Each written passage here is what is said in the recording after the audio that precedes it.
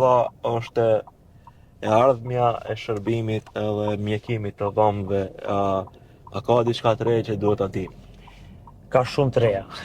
Dhe të reja nuk përfundojnë me sot, po ato teknologjia e bën Zhvillohet, vetën. po. Domethënë, si në çdo profesion tjetër, si në çdo biznes tjetër, edhe tek ne në mjeksi, në përgjithësi edhe në stomatologji, e ardhmja është teknologjia, e ardhmja është digitalizimi, e ardhmja është AI-ja, domethënë inteligjenca artificiale.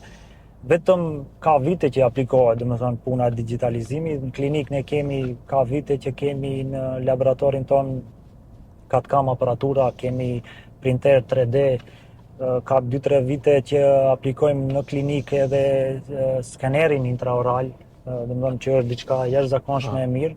Domethënë merret masa jo në atë mënyrën e mëparshme.